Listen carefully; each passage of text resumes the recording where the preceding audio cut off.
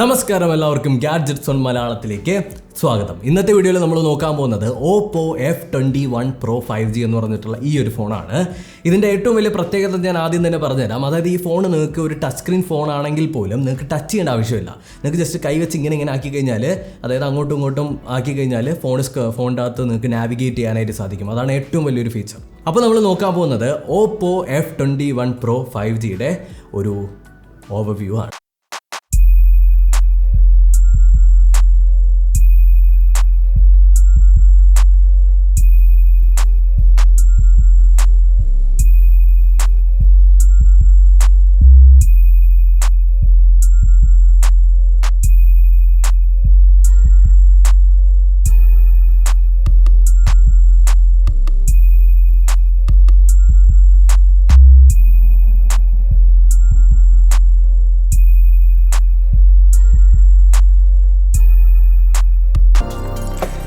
ഒരുപാട് നാൾക്ക് ശേഷം ഒരു സിനിമാറ്റിക് ഇൻട്രോ കണ്ടിട്ടുണ്ടെന്ന് ഞാൻ കരുതുന്നു. ഇഷ്ടപ്പെട്ടിട്ടുണ്ടെങ്കിൽ ഒന്ന് കമൻറ്റ് സെക്ഷനിൽ കമൻറ്റ് ചെയ്യാം. അപ്പോൾ ഈ ഒരു ഫോണിനെ പറ്റി സംസാരിക്കാം. ഈ ഒരു ഫോണ് നമ്മുടെ കൈകളിൽ കിട്ടി നമ്മൾ അൺബോക്സ് ചെയ്ത സമയത്ത് ആദ്യം തന്നെ ഞെട്ടിപ്പോയൊരു കാര്യം എന്ന് പറയുന്നത് മഴവില്ലാണ്. മഴവില്ല് ഓപ്പോയുടെ F21 Pro 5Gക്കകത്ത് 2 കളേഴ്സിലാണ് വരുന്നത്. അതിൻ്റെ അകത്ത് എൻ്റെ കയ്യിൽ ഇരിക്കുന്ന ഈ ഒരു കളറിൻ്റെ പേര് സ്പെക്ട്രം റെയിൻബോ എന്നാണ്. അതായത് ഒരു ലൈറ്റ് വന്ന് ഇതിനകത്തേക്ക് തട്ടിമുട്ടി പോകുന്ന സമയത്ത് ഇത് മഴവില്ല് പോലെ തിളങ്ങും എന്നാണ് ഇതിൻ്റെ പറയുന്നത്. ഈ ഒരു ഡിവൈസിൻ്റെ വെയിറ്റ് എന്ന് പറയുന്നത് 173 ഗ്രാമാണ്. ആക്ച്വലി ഇതിൻ്റെ ബിൽറ്റും ഡിസൈനും എനിക്ക് പേഴ്സണലി ഇച്ചിരി ഇഷ്ടപ്പെട്ടു. എന്തുകൊണ്ടെന്ന് ചോദിച്ചു കഴിഞ്ഞാൽ എനിക്ക് ബ്ലോക്കി ഡിസൈൻ ഭയങ്കരമായിട്ട് ഇഷ്ടമാണ്. ഈ ഡിവൈസ് മൊത്തം അല്ലെങ്കിൽ ഈ ഫോൺ മൊത്തത്തിൽ ഒരു പെട്ടി പോലെയാണ് ഇരിക്കുന്നത്. എന്നാൽ അത്ര കട്ടി കൂടിയ പെട്ടിയൊന്നുമല്ല, ഒരു ചെറിയ വെയിറ്റ് കുറഞ്ഞ ഒരു പെട്ടി എന്ന ലെവലിലാണ് ഇതിൻ്റെ ഡിസൈൻ പോകുന്നത്. എനിക്ക് ഭയങ്കരമായിട്ട് ഇഷ്ടപ്പെട്ടു. കുറച്ച് ഒരു മിനിമൽ ഫീൽ കൊണ്ടുവരുന്നുണ്ട്. റൈറ്റ് സൈഡിലായിട്ട് നമ്മുടെ പവർ ബട്ടൺ ആണ് വരുന്നത്. അതിൻ്റെ മൂട്ടിലായിട്ട് നമുക്ക് 3.5mm ഓഡിയോ പോർട്ടും അതുപോലെ തന്നെ Type-C പോർട്ടും മൈക്രോഫോണും സ്പീക്കർ വിൻസുമാണ് വരുന്നത്. ലെഫ്റ്റ് സൈഡിലായിട്ട് നമുക്ക് വോളിയം ബ്രോക്കറും അതുപോലെ തന്നെ സിം ട്രേയും കാണാനായിട്ട് പറ്റും. ബാക്ക് സൈഡിലായിട്ട് നമ്മുടെ ക്യാമറ സെറ്റപ്പ് ഭയങ്കര യുണീക്ക് ആയിട്ടുള്ളൊരു ഡിസൈനാണ് അവർ കൊണ്ടുവന്നിട്ടുള്ളത്. 2 വലിയ ഉണ്ടയും പിന്നെ അതിൻ്റെ 2 സൈഡിലായിട്ട് 2 ചെറിയ ഉണ്ടയും ഭയങ്കര യുണീക്കാണ്. ഈ ഫോണിന് മാത്രമേ ഉള്ളൂ കേട്ടോ. ഹലോ, ഞാൻ വിളിക്കാം കേട്ടോ, ഞാൻ ഷൂട്ടില്ല. ഈ ക്യാമറ സെറ്റപ്പ് നിങ്ങളൊന്ന് ശ്രദ്ധിച്ചോ. നമ്മൾ ചാർജർ കണക്ട് ചെയ്ത് കഴിഞ്ഞാൽ ഇവിടെ ഒരു മറിമായം സംഭവിക്കും. ഇതിൻ്റെ ചുറ്റും ഒരു LED ലൈറ്റ് അവർ കൊടുത്തിട്ടുണ്ട്. ആ ലൈറ്റ് ഇങ്ങനെ തിളങ്ങും. അതായത് ഡുവൽ ഓർബിറ്റ് ലൈറ്റ് എന്നാണ് അതിനെ ഇവർ വിളിക്കുന്നത്. ഇഷ്ടപ്പെട്ടോ എന്ന് ചോദിച്ചു കഴിഞ്ഞാൽ ഫോണിൽ LED ഒക്കെ കത്തുന്നു, ഗെയിമിംഗ് PC ഒക്കെ പോലെ കൊള്ളാം, ഇഷ്ടപ്പെട്ടു. ഓപ്പോ ഇതിനകത്ത് IPX4 വാട്ടർ റെസിസ്റ്റൻറ്റും കൊടുത്തിട്ടുണ്ട്. അതുകൊണ്ട് തന്നെ ഞാൻ കുടിച്ചുകൊണ്ടിരിക്കുന്ന കോഫി ഇതിൻ്റെ പുറത്ത് ഒഴിച്ചു കഴിഞ്ഞാലും ഒന്നും പറ്റൂല എന്നാണ് അവർ പറയുന്നത്. എന്തായാലും നിങ്ങൾക്ക് ഇതിൻ്റെ ഒരു വാട്ടർ റെസിസ്റ്റൻറ്റ് ടെസ്റ്റ് കാണണമെന്നുണ്ടെങ്കിൽ ഉറപ്പായിട്ടും തൊട്ടടുത്തുള്ള സ്മാർട്ട് ഫോൺ കടയിലേക്ക് പോയിട്ട് അവിടെ നിന്ന് സാധനം എടുത്തിട്ട് വെള്ളം ഒഴിച്ച് നോക്കാം. ഓക്കെ, അടുത്ത ഫീച്ചറിലേക്ക് പോവാം. ഡിസ്പ്ലേ പറ്റി സംസാരിക്കാം. കിടിലൻ ഡിസ്പ്ലേ ആട്ടോ, എനിക്കിഷ്ടപ്പെട്ടു. കളറൊക്കെ ഭയങ്കര എടുത്ത് നിൽക്കുന്നുണ്ട്, ഭയങ്കര എറിച്ച് നിൽക്കുന്നുണ്ട്. ഈ ഒരു ഫോണും ഈ ഒരു ഡിസ്പ്ലേ ആയിട്ട് ഭയങ്കരമായിട്ട് ചേരുന്നുണ്ട്. ഇതിനകത്ത് 6.43 ഇഞ്ചിൻ്റെ AMOLED ഡിസ്പ്ലേ ആണ് വരുന്നത്. 1080p ഫുൾ HD റെസൊല്യൂഷനിലാണ് വരുന്നത്. പക്ഷേ ഇവിടുത്തെ പ്രശ്നം എന്താണെന്നറിയാവോ, ഇതൊരു ഗെയിമേഴ്സ് ഓറിയൻറ്റഡ് ആയിട്ടുള്ളൊരു ഫോണല്ല. കാരണം 60 Hz മാത്രമാണ് ഇതിൻ്റെ റിഫ്രഷ് റേറ്റ്. ഇപ്പോഴത്തെ പല സ്മാർട്ട് ഫോൺസും അറ്റ്ലീസ്റ്റ് ഒരു 90 Hz എങ്കിലും അവരുടെ ഡിസ്പ്ലേ റെസൊല്യൂഷൻ ഡിഫോൾട്ടായിട്ട് വെക്കുന്ന സമയത്ത് 60 Hz മാത്രമാണ് ഓപ്പോ F21 Pro 5Gക്കകത്ത് വരുന്നത്. അത് എനിക്ക് അതായത് സ്മൂത്ത്നെസ്സും സ്പീഡൊക്കെ ഇഷ്ടപ്പെടുന്ന ഒരാളെന്ന നിലയ്ക്ക് എനിക്കൊരു ചെറിയ ഇഷ്യൂ ആയിട്ട് അത് തോന്നി. ഇനി camera 16 MP primary camera, 2 MP ഒരു മാക്രോ, 2 MP ഒരു ഡെപ്ത്, ഇത്രയാണ് ഇതിനകത്ത് വരുന്നത്. ഫ്രണ്ടിലായിട്ട് നമുക്ക് 16 MP കിട്ടുന്നത്. ക്യാമറയുടെ കാര്യം പറയുകയാണെന്നുണ്ടെങ്കിൽ സിമ്പിളായിട്ടൊരു ഒരു ലോജിക്കിൽ ഞാൻ പറഞ്ഞുതരാം. അതായത് ഇത് വെച്ച് നിങ്ങളൊരു ഫോട്ടോ എടുക്കുകയാണ്, ഒരു സിമ്പിൾ ഫോട്ടോ എടുത്തു കഴിഞ്ഞാൽ RGB റെഡ്, ഗ്രീൻ, ബ്ലൂ ഈ 3 കളർ ആ ഫോട്ടോയ്ക്കകത്തുണ്ടെങ്കിൽ എറിച്ച് നിൽക്കും. ഫോർ എക്സാമ്പിൾ, നിങ്ങൾ പുറത്ത് പോയി ഒരു കാർഡാണ് എടുക്കുന്നതെന്നുണ്ടെങ്കിൽ കാട്ടിൽ പച്ച എറിച്ച് നിൽക്കും. അതായത് കുറച്ച് സാച്ചുറേഷൻ, പച്ചയുടെ സാച്ചുറേഷനൊക്കെ കൂടി നിൽക്കും. റെഡ് ആണെന്നുണ്ടെങ്കിൽ റെഡിൻ്റെ സാച്ചുറേഷൻ കുറച്ച് കൂടി നിൽക്കും. ബ്ലൂ ആണെന്നുണ്ടെങ്കിൽ ബ്ലൂവിൻ്റെ സാച്ചുറേഷൻ കുറച്ച് കൂടി നിൽക്കും. അങ്ങനെയാണ് ഇതിൻ്റെ ആ ഒരു സിസ്റ്റം വർക്കാവുന്നത്. ഇനി സെൽഫി നോക്കിക്കഴിഞ്ഞാൽ സുന്ദരനാവാനും സുന്ദരികളാവാനും ഓപ്പോ വാങ്ങൂ എന്നതാണ് എനിക്ക് പറയാനുള്ളത്. നല്ല സെൽഫി തന്നെയാണ്. അതായത് നിങ്ങൾ എവിടെ വെച്ച് ഫോട്ടോ എടുത്തു കഴിഞ്ഞാലും നിങ്ങൾ കിട്ടുമായിരിക്കും, പൊളിയായിരിക്കും. അതായത് നിങ്ങൾ ഗ്രൂപ്പായിട്ട് എടുത്താൽ ആ ഗ്രൂപ്പിനകത്തുള്ള എല്ലാവരും നല്ല സുന്ദരിയും സുമുഖനും ആയിട്ടൊക്കെ ഇരിക്കും. അതെനിക്ക് പേഴ്സണലി ഇഷ്ടപ്പെട്ടു. ഇനി റിയർ ക്യാമറ മാക്രോയുടെ കാര്യം പറയുന്ന സമയത്ത് അത്യാവശ്യം തരക്കേടില്ലാത്ത മാക്രോയാണ്. ചില സിറ്റുവേഷനിൽ അന്യായ തോൽവിയായിട്ട് എനിക്ക് ഫീൽ ചെയ്തു. പക്ഷേ ചില സിറ്റുവേഷൻസ് വളരെ സ്മൂത്ത് ആൻഡ് സ്വീറ്റ് ആയിട്ട് ഹാൻഡിൽ ചെയ്യുന്നതും നമുക്ക് കാണാനായിട്ട് സാധിക്കും. ഇനി സെൽഫി വീഡിയോ നോക്കിക്കഴിഞ്ഞാൽ നല്ല വോയിസ് ക്യാപ്ചർ ചെയ്യുന്നുണ്ട്, നല്ല ക്വാളിറ്റിയിൽ വോയിസ് ക്യാപ്ചർ ചെയ്യുന്നുണ്ട്. ബാക്ക്ഗ്രൗണ്ടിലുള്ള നോയ്സും എടുക്കുന്നുണ്ടെങ്കിൽ പോലും നല്ല ക്വാളിറ്റി റിച്ച് ആയിട്ടുള്ള നമ്മൾ സംസാരിക്കുന്ന വോയിസ് ക്യാപ്ചർ ചെയ്യുന്നുണ്ട്. എന്നാൽ നല്ല ഷേക്കും ഉണ്ട്. ഭൂമി ഉലുക്കത്തിൽ നിന്ന് സംസാരിക്കും പോലെയൊക്കെ ഇരിക്കും. ഓപ്പോ F21 5Gയുടെ F21 Pro 5Gയുടെ ഫ്രണ്ട് സെൽഫി ക്യാമറയുടെ ഫുട്ടേജാണ് നിങ്ങൾ കാണുന്നത്. നല്ല നോയ്സി എൻവയോൺമെൻ്റ് ആണ്. കാരണം പുറത്ത് വണ്ടികളൊക്കെ ഓടുന്നുണ്ട്, റോഡ് സൈഡാണ്. അതുപോലെ തന്നെ എൻ്റെ തൊട്ടടുത്ത ആളിൽ നടക്കുന്നുണ്ട്. എങ്ങനെ എൻ്റെ വോയിസും അതുപോലെ തന്നെ ചുറ്റുമുള്ള സറൗണ്ടിങ് നോയ്സും ക്യാപ്ചർ ചെയ്യുന്നു എന്നുള്ളത് നിങ്ങൾക്ക് ശ്രദ്ധിക്കാനായിട്ട് പറ്റും. അതുപോലെ തന്നെ സ്റ്റെബിലൈസേഷനും പിക്ചർ ക്വാളിറ്റിയും എങ്ങനെ ഉണ്ടെന്നും നിങ്ങൾക്ക് നോക്കാം. ഇനി റിയർ ക്യാമറ നമ്മൾ നോക്കിക്കഴിഞ്ഞാൽ അത്യാവശ്യം സ്റ്റെബിലൈസ്ഡ് ആണ്. ഈ ഒരു ഫോണിൻ്റെ പ്രൈസും കാര്യങ്ങളും വെച്ച് നോക്കുന്ന സമയത്ത് അതേ സമയത്ത് വേറെ കുറേ ഫോണൊക്കെ നമ്മൾ അതായത് 50,000 രൂപയുടെ ഫോൺ കമ്പയർ ചെയ്യുമ്പോൾ ഫാർ ബെറ്റർ ആയിട്ടുള്ളൊരു സ്റ്റെബിലൈസേഷൻ നമ്മുടെ ഓപ്പോ F21 Pro 5Gക്ക് അത് കിട്ടുന്നുണ്ട്. എനിക്കിഷ്ടപ്പെട്ടു. അപ്പോൾ ക്യാമറ സൈഡ് നോക്കുന്ന സമയത്ത് സെൽഫി എനിക്ക് എൻ്റെ പേഴ്സണൽ പ്രിഫറൻസ് ആണ് കേട്ടോ, എനിക്കിഷ്ടപ്പെട്ടു. പക്ഷേ എൻ്റെ കൂടെ വർക്ക് ചെയ്ത് ഒരാൾക്ക് ഇഷ്ടപ്പെട്ടില്ല, വേറൊരാൾക്ക് ഇഷ്ടപ്പെട്ടു, അങ്ങനെയൊക്കെ ഉണ്ടായിട്ടുണ്ട്. അതുപോലെ തന്നെ റിയർ ക്യാമറ നമ്മൾ നോക്കിക്കഴിഞ്ഞാൽ ഫോട്ടോസ് കുഴപ്പമില്ല. എനിക്ക് കുറച്ച് സാച്ചുറേഷനൊക്കെ ഇഷ്ടമാണ്. അതുകൊണ്ട് എനിക്ക് അത്യാവശ്യം നന്നായിട്ട് തന്നെ തോന്നി. ഒരു ആവറേജ് ക്വാളിറ്റി, ആവറേജ് പെർഫോമൻസ് നമുക്ക് ക്യാമറയിൽ കാണാൻ പറ്റുന്നുണ്ട്. പക്ഷേ ടൂ മച്ച് നിങ്ങൾ എക്സ്പെക്ട് ചെയ്യരുത്.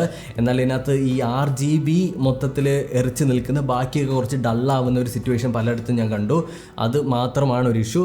ആൻഡ് ഇതിൻ്റെ സ്പെക്കിൽ അവർ Android 12 ആണ് പറയുന്നുണ്ടെങ്കിൽ പോലും Android 11 ആണ് ഇപ്പോൾ കറൻ്റ്ലി ഇതിനകത്ത് റൺ ചെയ്യുന്ന OS എന്ന് പറയുന്നത്.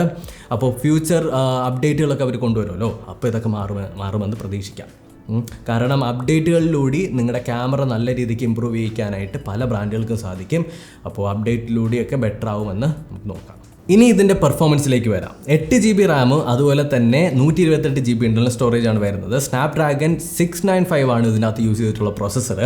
അപ്പോൾ ഇത് പ്രൊസസ്സർ കാര്യങ്ങളൊക്കെ ഉണ്ട്, 8 GB റാമൊക്കെ ഉണ്ട്. ഇനി എങ്ങനെ ഇത് പെർഫോം ചെയ്യുന്നു എന്ന് നോക്കിക്കഴിഞ്ഞാൽ UI പെർഫോമൻസ്, അതായത് നമ്മൾ സ്ക്രോൾ ചെയ്യുന്ന സമയത്തായാലും, സെറ്റിങ്സിലേക്ക് പോകുന്ന സമയത്തായാലും, ആപ്ലിക്കേഷൻ എടുക്കുന്ന സമയത്തായാലും, ഫേസ്ബുക്ക് എടുക്കുന്ന സമയത്തായാലും, വാട്സപ്പിൽ ചാറ്റ് ചെയ്യുന്ന സമയത്തായാലും, കോൾ ചെയ്യുന്ന സമയത്തായാലും എല്ലാം കുഴപ്പമൊന്നുമില്ല. അത്യാവശ്യം നിങ്ങൾ ആ ഒരു 90 ഹെർട്സിൻ്റെ സ്മൂത്ത്നെസ് പ്രതീക്ഷിക്കരുത്. അത്യാവശ്യം ലാഗൊന്നും ഇല്ലാതെ സാധനം വർക്ക് ആവുന്നുണ്ട്. ഇനി ഗെയിമിങ്ങിലേക്ക് കിടക്കപ്പോൾ 90 ഹെർട്സ് എന്ന് പറയുന്നത് സ്വർഗ്ഗമാണ് എന്നുള്ള തരത്തിൽ നമുക്ക് ഫീൽ ചെയ്യിപ്പിക്കുന്ന ഒരു പെർഫോമൻസ് ആണ് ഗെയിമിങ്ങിലേക്ക് വരുന്ന സമയത്ത് നമുക്ക് ഓപ്പോ F21 Pro 5Gക്ക് അത് കാണാൻ പറ്റുന്നത്. നമ്മൾ Asphalt 9 ട്രൈ ചെയ്തു, അതുപോലെ തന്നെ Call of Duty ട്രൈ ചെയ്തു, അതുപോലെ തന്നെ PUBG ട്രൈ ചെയ്തു. Asphalt 9 അത്യാവശ്യം തരക്കേടില്ലാതെ ആ ഒരു 60 ഹെർട്സിൽ, അതായത് 60 FPS നമുക്ക് കളിക്കാനായിട്ട് സാധിക്കുന്നുണ്ട്. എന്നാൽ ടെക്സ്ചേഴ്സിൻ്റെ കുറച്ച് പ്രശ്നങ്ങളൊക്കെ അവിടെ ഇവിടെയൊക്കെ ആയിട്ടുണ്ട്. കാരണം സ്മൂത്ത് ആയിട്ടുള്ള ടെക്സ്ചേഴ്സ് അല്ല. ഇനി Call of Duty എടുത്തു കഴിഞ്ഞാൽ Call of Duty ആണ് ഇതിനകത്ത് കുറച്ച് ബെറ്റർ ആയിട്ട് പെർഫോം ചെയ്യുന്നത്. അത്യാവശ്യം നമുക്ക് അതിനകത്ത് ഇഷ്യൂ ഉണ്ട് എന്ന് നമുക്ക് ഫീൽ ചെയ്യിപ്പിക്കാത്ത തരത്തിൽ Call of Duty പെർഫോം ചെയ്യുന്നുണ്ട്. ഇനി PUBGയിലേക്ക് വന്നു കഴിഞ്ഞാൽ നമുക്ക് സ്മൂത്ത് വരെ മാത്രമേ കിട്ടുന്നുള്ളൂ FPS. അതുപോലെ തന്നെ നമുക്ക് ഒരുപാട് ഗ്രാഫിക് കൂട്ടാനൊന്നും അതിനകത്ത് സാധിക്കുന്നില്ല. ഇനി ഗെയിം പ്ലേ നോക്കിക്കഴിഞ്ഞാൽ പ്ലേയബിൾ ആണ്. ലാഗോ ഹിക്കപ്പോ കാര്യങ്ങളൊന്നും ഫീൽ ചെയ്തിട്ടില്ല. അത്രത്തോളം നമ്മൾ കളിച്ചു കഴിഞ്ഞാലും വാം ആവുകയല്ലാണ്ട് ഭയങ്കരമായിട്ട് ഓവർ ഹീറ്റും ആവുന്നില്ല. പക്ഷേ എവിടെയോ എന്തോ ഒരു മിസ്സിങ്. അത് എന്താണെന്ന് എനിക്ക് പോയിൻ്റ് ഔട്ട് ചെയ്യാൻ പറ്റുന്നില്ല. ഗെയിമിംഗ് എക്സ്പീരിയൻസ് ഓവറോൾ എടുത്തു കഴിഞ്ഞാൽ എവിടെയൊക്കെയോ ഒരു പോയിന്റിൽ അത് ചിലപ്പോൾ ഇതിനകത്ത് 60 ഹെർട്സ് ആണ് എന്നുള്ളത് എൻ്റെ മനസ്സിലുള്ളത് കൊണ്ടായിരിക്കാം. എന്നാലും അത് എങ്ങനെ നിങ്ങൾക്ക് എക്സ്പ്ലെയിൻ ചെയ്ത് തരുമെന്ന് എനിക്ക് അറിഞ്ഞൂടാ.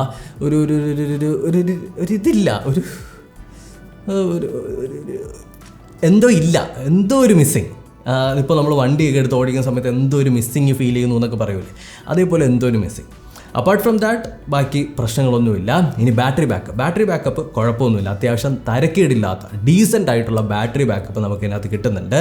4500 mAh ഒരു നോൺ റിമൂവൽ ബാറ്ററിയാണ്. അതുപോലെ തന്നെ 33 വാട്ട്സിൻ്റെ ഫാസ്റ്റ് ചാർജിങ് നമുക്ക് കിട്ടുന്നുണ്ട്. അപ്പോൾ നിങ്ങൾക്ക് എപ്പോഴാണോ ചാർജ് തീരുന്നത് അപ്പോൾ കൊണ്ട് കുത്തിയിട്ട് കഴിഞ്ഞാൽ പെട്ടെന്ന് തന്നെ ചാർജ് കയറും. വീണ്ടും നിങ്ങൾക്ക് യൂസ് ചെയ്യാം, കുത്തിയിടാം, ചാർജ് കയറും.